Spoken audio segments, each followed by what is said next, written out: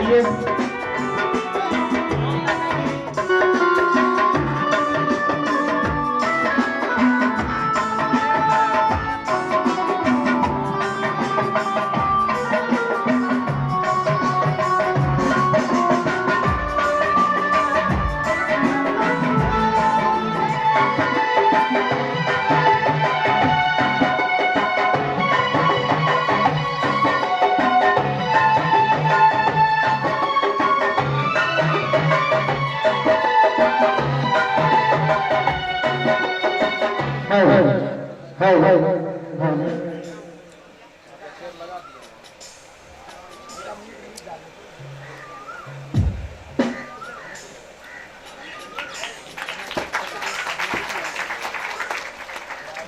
Hello, Radhika कुमारी को भी सम्मानित करेंगे शशि में।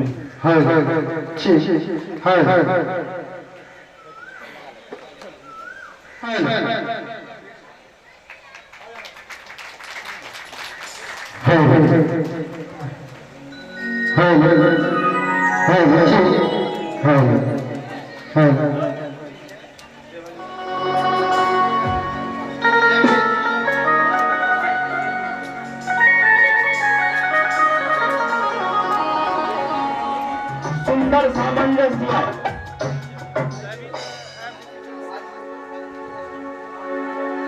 किस तरह से नमन मैं करूं आपका, किस तरह से नमन मैं करूं आपका। स्वागतम स्वागतम स्वागतम आपका, स्वागतम स्वागतम स्वागतम आपका। किस तरह से नमन, किस तरह से नमन, किस तरह से नमन मैं करूं आपका। स्वागतम स्वागतम स्वागतम आपका, स्वागतम स्वागतम स्वागतम आपका।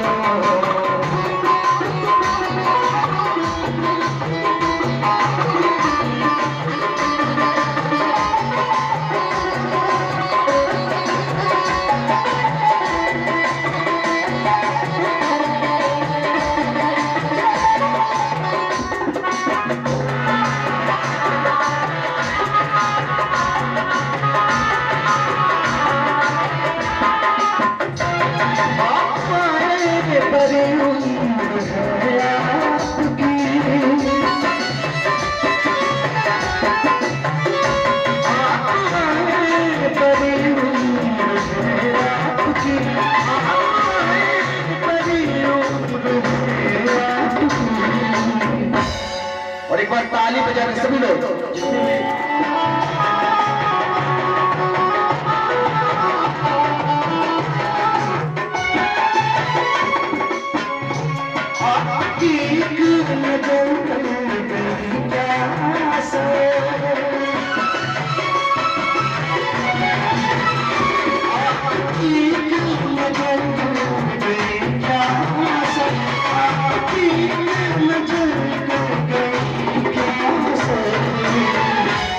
मेरा दिल था बन गया, मेरा दिल था बन गया।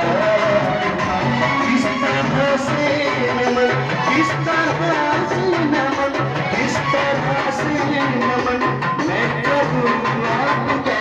स्वागतम स्वागतम स्वागतम आपका, स्वागतम स्वागतम स्वागतम आपका, स्वागतम स्वागतम स्वागतम आपका।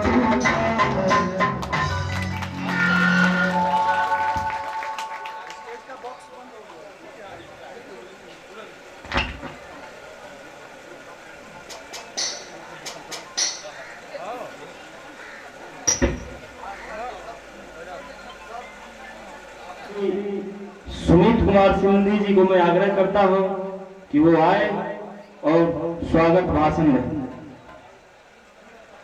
हमारे छात्रावास समन्वय के लिए एक बार जोरदार ताली हो जाए। Deputy director sir, PPO sir, DWO sir, मंच पे उपस्थित समस्त अतिथिगण, रजनीश सर, विकास सर एवं इस छात्रावास में आए हुए समस्त अतिथिगण, पत्रकारगण एवं इस छात्रावास के समस्त छात्र, जैसे कि हर वर्ष की तरह इस वर्ष भी हम इस छात्रावास में बाबा साहेब की जयंती बड़े धूमधाम से मना रहे हैं। ये जयंती न केवल इस छात्रावास में, न केवल इस देश में, बल्कि इस विश्व के अनेक देशों में बड़े उत्साह के साथ मनाई जाती है। आज के दिन हम बाबा साहेब के जो विचार हैं उनका स्मरण करते हैं और प्रयास करते हैं कि इन विचारों को अपने जीवन का एक हिस्सा बनाएं।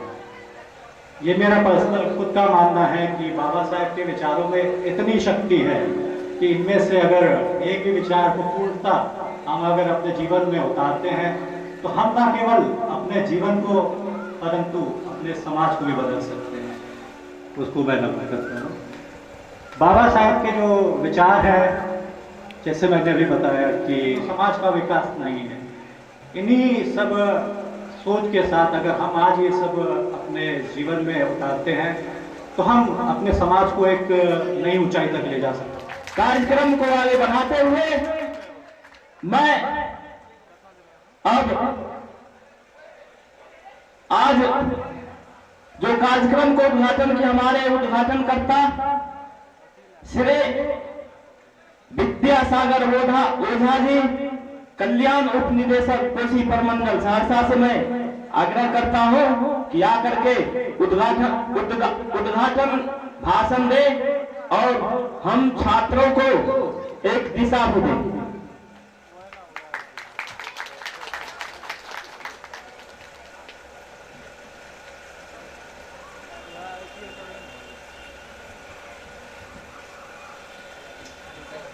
प्रत्येक वर्ष की भांति इस बार भी हम लोग बाबा साहब के जयंती समारोह मना रहे हैं। हर साल हम लोग बड़े धूमधाम के साथ, बड़े हर्षोल्लास के साथ और गौरव के साथ उनकी जयंती मनाते हैं। बाबा साहब का जिंदगी जो है, जीवन जो है, एकदम समर्पण और निष्ठा का प्रतिबिंब था। उन्होंने शिक्षा पर खास करके बहुत जोर दिया था। शिक्षा इसलिए उन्होंने जोर दिया था कि जो भी गरीब तबके के लोग हैं, पिछड़े लोग हैं, दलित लोग हैं, यदि उनमें शिक्षा का अभाव रहेगा तो उनका समुचित विकास नहीं हो सकता है। इसलिए बाबा साहब कभी भी हमेशा शिक्षा पर बहुत बड़े जोर देते थे। बाबा साहब बहुत बड़े विधिवेता थे, राजनीतिज्ञ थे, अर्थशास्त्री थे और उन्होंने देश में विभिन्न विश्वविद्यालयों में अध्ययन के पश्चात विदेश में भी उन्होंने शिक्षा ग्रहण की और वहां से लौटने के बाद बहुत बड़ी जिम्मेवारी हमारे भारत सरकार ने दिया संविधान का निर्माण करने के लिए। बाबा साहब के नेतृत्व में हमारे संविधान का निर्माण किया गया। इसमें विभिन्न देशों को भी आत्मसात किया गया है और एक समग्र और बहुआयामी संविधान की रचना की गई, जो कि अभी भी विश्व के लोग इस संविधान को अनुकरणीय मानते हैं। तो ये बाबा साहब की देन थी। बाबा साहब जिंदगी भर छुआछूत के विरुद्ध लड़ते रहे।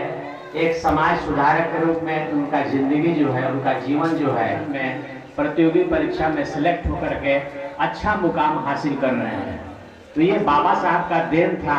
उन्होंने ही लौ जगाया था और आज हम लोग उसका लाभ प्राप्त कर रहे हैं, जो कि ये सब बाबा साहब के चलते हुआ है। इसलिए बाबा साहब को हम लोग हमेशा याद रखेंगे और उनके बताए हुए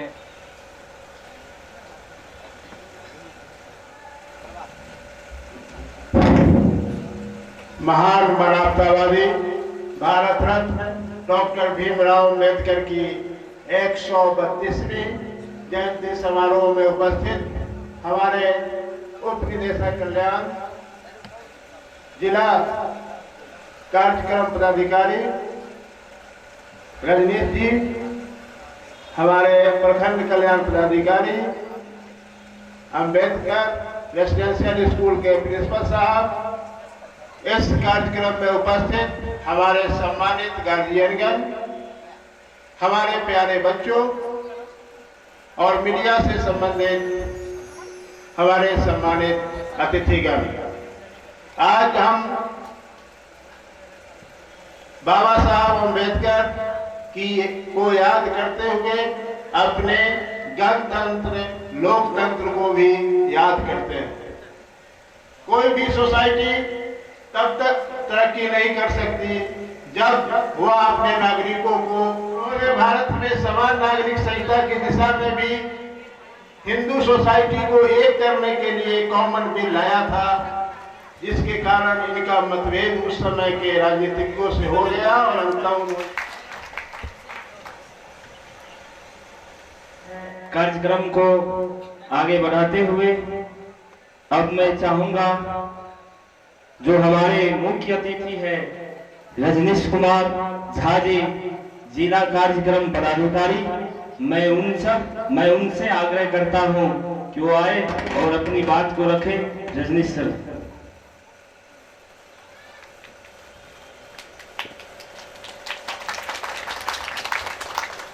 धन्यवाद। भारत के महान समाज सुधारक और हमारे संविधान निर्माता आदरणीय डॉक्टर भीमराव अंबेडकर की जयंती पर मैं उन्हें सादर नमन करता हूं। उपस्थित डिप्टी डायरेक्टर महोदय, कल्याण विभाग, DWO साहब, बाकी पदाधिकारीगण, उपस्थित महानुभाव, इस छात्रावास के पूर्व छात्र छात्राएं और वर्तमान में अध्ययनरत प्यारे बच्चे बच्चियां, बाबा साहब का जीवन चरित्र हम सब के लिए अनुकरणीय है। वो जिस समाज से वो आते हैं या जो उनका पूर्व का जीवन चरित्र था और वो जिस तरह से उन्होंने अपने जीवन को आगे बढ़ाया, वो हम सब के लिए अनुकरणीय है।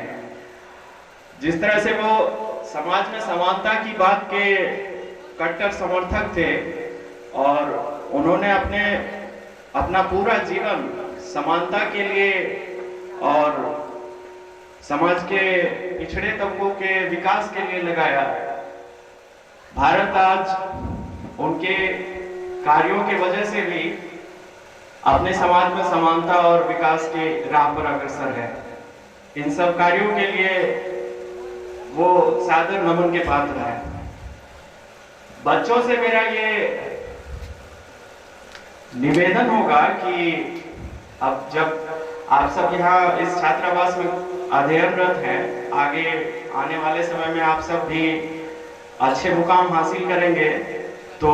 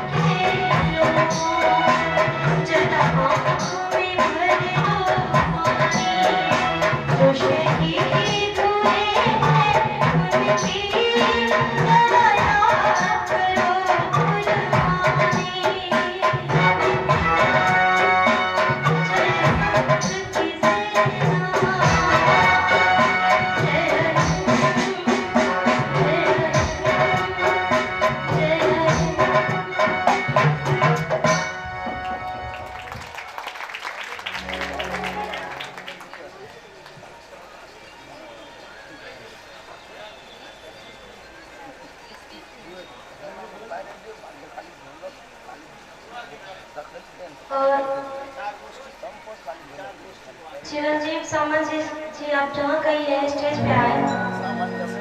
सामंजस्य जी।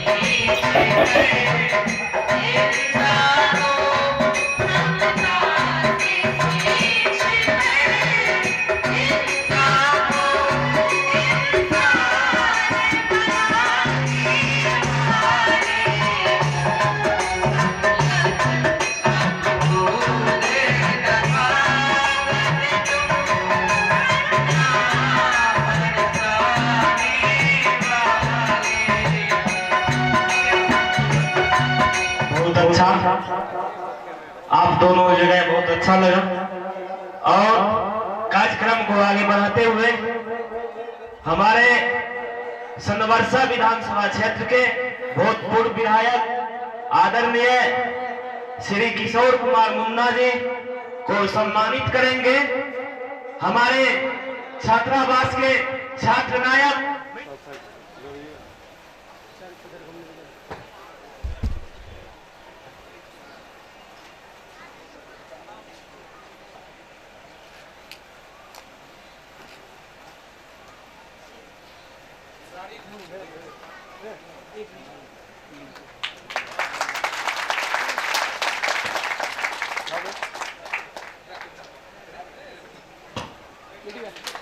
हेलो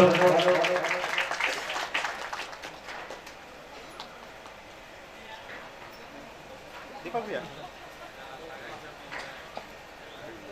संजय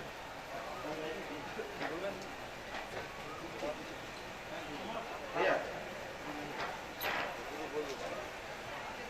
अब कार्यक्रम को आगे बढ़ाते हुए और हमारे बीच जो वक्ता है अभी जो बोलेंगे वो हमारे सनवर्षा विधानसभा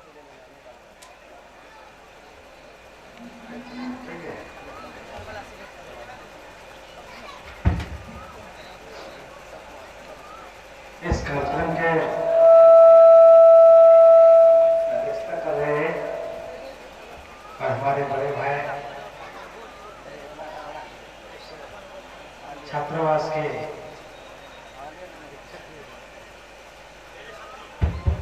परीक्षक हैं आदरणीय नरेंद्र कुमार यादव जी आज के उद्घाटन करना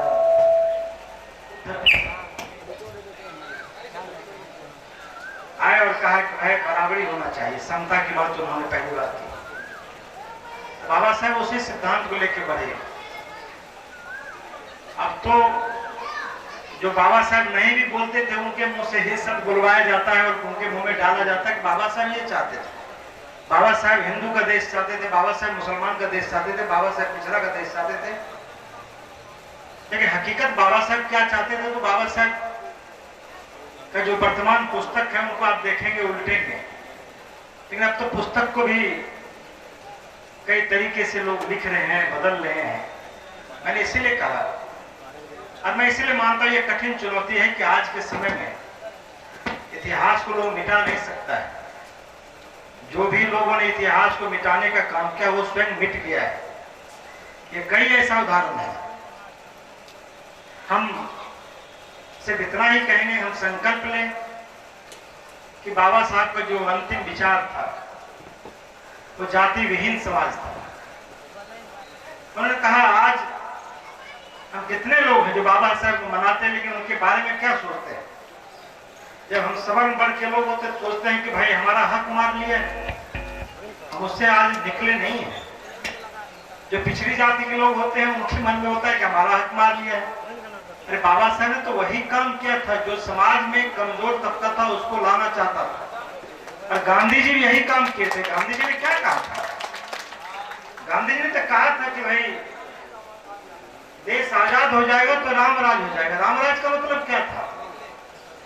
रामराज का मतलब पाखंड राज, और वो कोई राज नहीं था। रामराज का मतलब यही था कि जहां राजा एक निषाद से भी संवाद करता हो, और जहां एक राजा सबरी का जूठा बैर भी खाए, जहां एक राजा अहिल्या का उद्धार कर दे, वही रामराज था। और बाबा साहब भी वही चाहते थे, गांधी जी भी वही चाहते थे।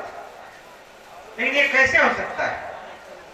एक समाज का तबका गली कूची सड़ी गली व्यवस्था में रहे और फिर वो कैसे मुकाबला कर सकता है? आज 74-75 वर्ष आजादी का हो गया है, हमारे बाद कई देश, लेकिन जब आप देखेंगे तो हम जितना जाति धर्म में आज फंसे हुए हैं उतना कभी नहीं था। लेकिन हम निराशा में रहने वाले लोग नहीं हैं, हम उससे निकलेंगे और बाबा साहब का जो सपनों का देश था उसे हम बनाएंगे। और मुझे पूरा विश्वास है कि आने वाले समय में जो हमारा देश बनेगा, बाबा साहब बहुत सारा आंदोलन चला, जो अंतरजातीय, मैं तो कहता हूँ कुछ दिन जाति खत्म हो जाएगी, जिस दिन एक दूसरे का शादी एक दूसरे जाति से होने लगेगा उस दिन जाति खत्म हो जाएगी। और ये होना है, ये होना चाहिए। ये नहीं होगा तो देश आने वाले समय में जो कहता है देश बहुत विकास किया है, मैं कहता हूँ देश विकास कितना किया है, यदि इसी तरह देश विकास करते हुए जाएगा, देश कई टुकड़ों में टूट जाएगा। वैसे भारत कई बार 1000 वर्ष से ज्यादा भारत गुलाम रहा, लेकिन हमारी जो संस्कृति है एक ऐसा मिलावट है कि हम फिर आपस में जुड़ जाते हैं, आपस में झगड़ा करते हैं, लड़ते हैं। तो हमें उस बाबा साहब के सोच का भारत बनाना पड़ेगा। और वो भारत तभी बनेगा जब जो दीवार है, लोग क्या बोलते थे, रंग भेद का दीवार टूट जाए। अभी तो बहुत सारा चुनौती है, स्मारक और बहुत पैसा खर्च के हम नहीं बना सकते हैं, लेकिन हम उसके साथ मिल के उसका प्रेम जीत के आपस में मेल मिलाप करके रह करके एक दूसरे को मदद करके हम इस काम को आगे बढ़ा सकते हैं।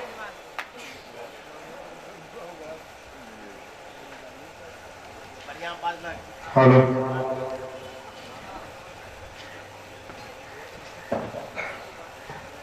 हेलो। बदल चला है वक्त अब दुनिया को कुछ दिखाने को, बदल चला है वक्त अब दुनिया के कुछ दिखाने को। तुम नहीं झुको, नहीं डरो, तुम शेर हो इस जमाने को। आए हुए सम्मानित सभी अतिथियों को एवं हमारे गार्जियन स्वरूप छात्रावास के सीनियर तथा हमारे सहपाठियों को हमारे तरफ से जय भीम। साथियों, 9 भाषाओं का ज्ञान, जिसके पास 32 प्रकार की डिग्री थी, विदेशों में अर्थशास्त्र में पीएचडी करने वाले जो पहले भारतीय थे और अपनी प्रतिभा अपने आत्मबल के दम पर अपने मार्ग स्वयं तय किए थे, अपने भाग जिन्होंने खुद रचा था, ऐसे महान बाबा साहब डॉक्टर भीमराव अंबेडकर की 132वीं जयंती पर मैं सर झुकाकर प्रणाम करता हूं। साथियों, आज मैं अपने समाज की दुख पीड़ा आप सबों के बीच प्रकट करना चाहता हूं। जो बच्चा लाल उमेश की कविता की कुछ चंद पंक्ति है,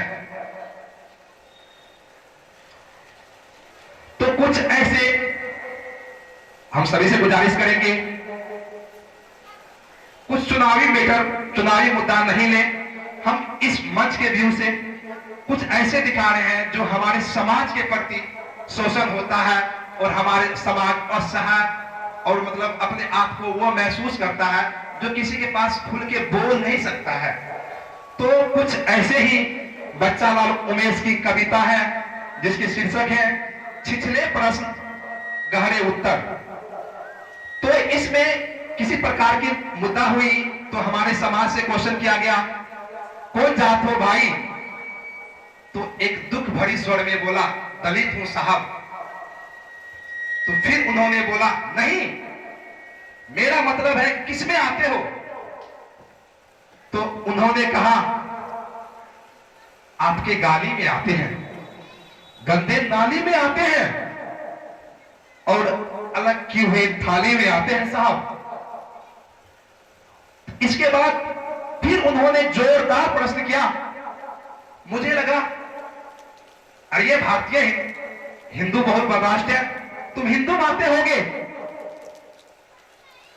फिर उन्होंने जवाब दिया एक झुके हुए स्वर में, आता हूं ना साहब, परंतु आपके चुनाव में। फिर उन्होंने पूछा, अरे भाई बात बनाते हो, बताओ खाते क्या हो? तो फिर उन्होंने एक दर्द भरी स्वर में बोला, जो एक दलित खाता है साहब। फिर उन्होंने कहा, नहीं, मेरा मतलब ये है, अरे भाई तुम खाते क्या हो? उन्होंने कहा मुझे तो आंसू आती है, परंतु गौर करने की बात है, उन्होंने कहा आपसे मार खाता हूं, कर्ज का भार खाता हूं, कभी तंगी में आए ना नून और अचार खाता हूं नहीं। फिर उन्होंने प्रश्न पूछा, अरे भाई तुम बहुत नीचे जा रहे हो, मुझे लगा तुम चिकन मटन खाता होगा, मुर्गा खाता होगा। फिर उन्होंने बोला खाता हूं साहब, परंतु आपके चुनाव में। फिर उन्होंने बोला भाई क्या पीते हो? फिर उन्होंने बोला जो एक दलित पीता है साहब। फिर उन्होंने पूछा अरे नहीं मतलब बताओ पीते क्या हो? फिर उन्होंने बोला एक छुआछूत का गम, टूटे अरमानों का गम, और नंगी आंखों से देखा गया अपना सारा भ्रम। साहब यही है मेरा उद्देश्य।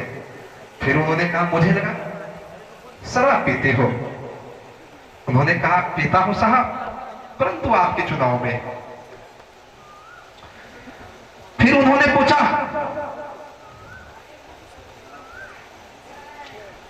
क्या मिला भाई? फिर वो बोला एक दलितों को जो मिलता है साहब। बोला नहीं मेरा मतलब है तुमको मिला क्या? फिर उन्होंने पूछा जिल्लत भरी जिंदगी, आपके छोड़ी हुई गंदगी, और उससे बड़ी बात क्या है आप जैसे परजीवों की बंदगी साहब। उन्होंने कहा मुझे लगा वादा मिला। उन्होंने बोला मिला है साहब, परंतु आपके चुनाव में। फिर बोला क्या क्या है भाई? उन्होंने बोला एक गरीब जो करता है साहब। फिर पूछा नहीं मेरा मतलब है तुमको मिला क्या है? उन्होंने बोला 100 दिन का तालाब में काम किया, पसीने से सवेरे को शाम किया, और जाते आते ठाकुरों को सलाम किया साहब। उन्होंने लगा मुझे कोई तुम्हें बड़ा काम लगा होगा, परंतु उन्होंने बोला मिला है ना साहब? पाए वो जान रहे हैं मेरे लिए क्या है नहीं है, कैसे क्या किए मेरे लिए, परंतु अब हम क्या बताएं। तो वो सब अब एक शिक्षित व्यक्ति की खुद समझदार है, वो समझ सकते हैं कि इस व्यक्तित्व का नाम हमेशा, अरे हमारे भारत में नहीं, देश का नाम मेरे मुंह से नहीं निकलेगा, इतना देश में इसका नाम चल रहा है अभी। परंतु अंत में मैं कहूंगा निकलती होगी किसी की जटाओं से गंगा, पखारते होंगे गंगा किसी की पांव, परंतु मुझे पानी पीने का अधिकार इन्होंने दिलाया था। एक बार फिर से आप सभी को बाबा साहब डॉक्टर भीमराव अंबेडकर की 132वीं जयंती की हार्दिक शुभकामनाएं। मैं अपनी वाणी अब यही समाप्त करना चाहूंगा और कहना चाहूंगा, देखिए मतलब किसी भी तरह से आप सभी आदमी चाहिए, अगर हमसे एक व्यक्ति इसके बारे में जान जाए, उससे एक व्यक्ति उसके बारे में जान जाए, तो आज भी हमारे समाज का कल्याण हो जाएगा।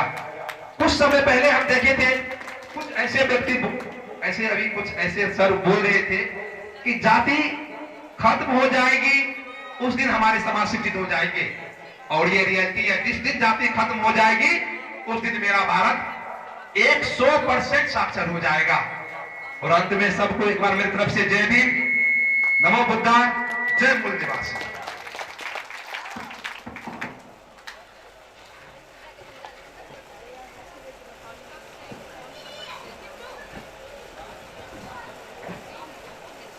हेलो हेलो, बहुत ही अच्छा संजीव जी, आपने जो कविता पढ़ा उमेश, सभी मान्यवर अधिकारीगण, नेता, मीडिया बंधु एवं सभी छात्रगण को बहुत सारी शुभकामनाएं बाबा भीमराव अंबेडकर की 132वीं जयंती के अवसर पर। मेरा नाम बबलू कुमार हुआ। मुझे आज 2 शब्द आप लोगों के बीच जो बोलने का मौका मिला है, मैं चाहूंगा ये 2 शब्द आप बहुत ही गौर से और ध्यानपूर्वक सुने। बाबा भीमराव अंबेडकर किसी के परिचय का मोहताज नहीं है और ऐसे व्यक्ति उपस्थित मेरे प्यारों भाइयों और बहनों, आज भीमराव 132वीं जयंती के शुभ अवसर पर हम सब यहाँ एकत्रित हुए हैं। ऐसे में आपके सामने डॉक्टर भीमराव के जीवन पर 2 शब्द कहना चाहूंगा। डॉक्टर भीमराव अंबेडकर को हम देश के संविधान के पितामह के रूप में याद करते हैं। डॉक्टर भीमराव अंबेडकर का जन्म 14 अप्रैल 1851 में मध्य प्रदेश के महू जिले में हुआ था। बचपन में ही इन्होंने जातिवाद और बाबा साहब को स्कॉलरशिप भी मिले थे, विदेश गए थे, जहां से शिक्षा पूरी करने के पश्चात देश वापस लौट गए।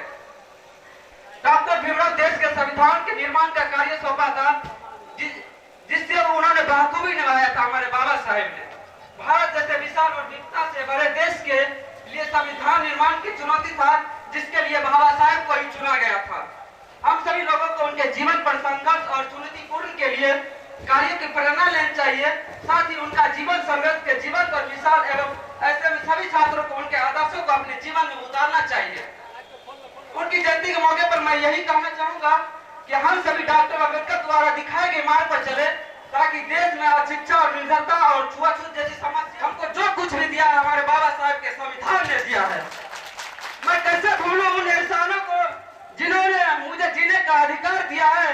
भीम का तारीफ करूं कैसे, मेरे शब्दों में इतना जोर नहीं। सारी दुनिया में जाकर ढूंढ लेना, मेरे बाबा साहब जैसा कोई और नहीं। सूरज को क्या पता चंद क्या होता है, जमीन को क्या पता आसमान क्या होता है। जो जिंदगी भर भगवान के नाम पर भीख मांग के खाए हैं, उसको क्या पता भारत संविधान क्या होता है।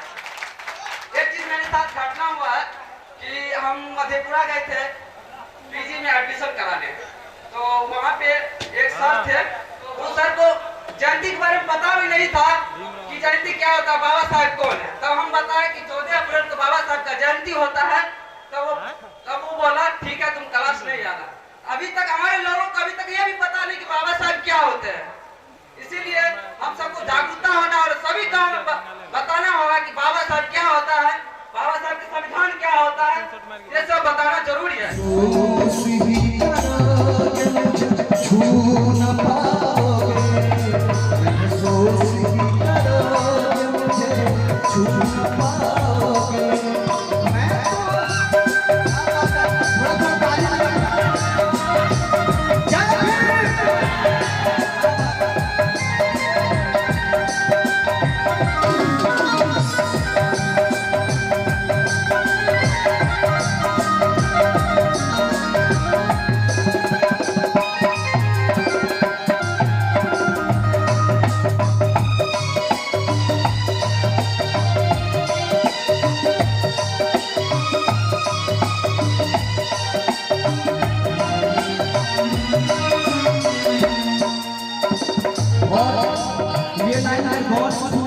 अच्छा लगेगा।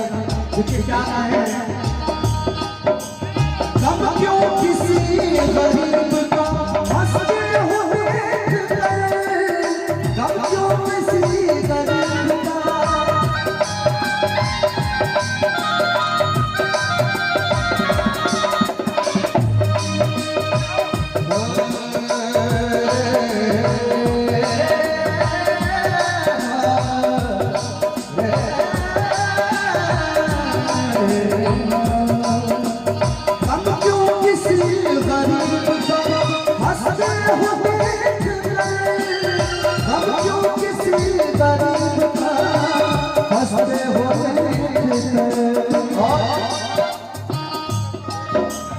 करवटी जो वक्त लेगा तो बदली जो वक्त लेगा सब भूल जाओ, बदली जो वक्त लेगा सब भूल जाओगे।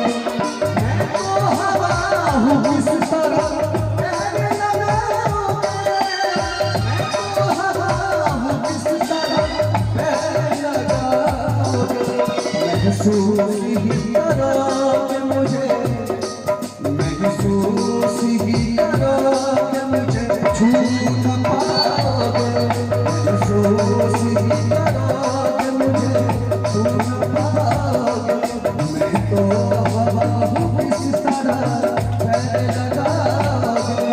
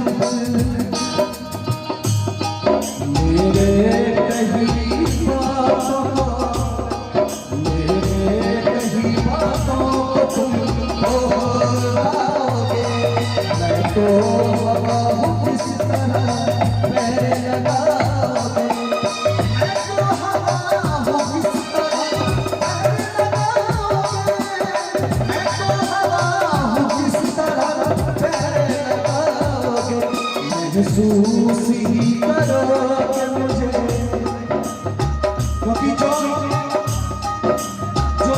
ज्यादा उनके बातों पे चलते हैं वही वजह से हवा के जैसे निकल जाते हैं, उनको कोई नहीं सकता।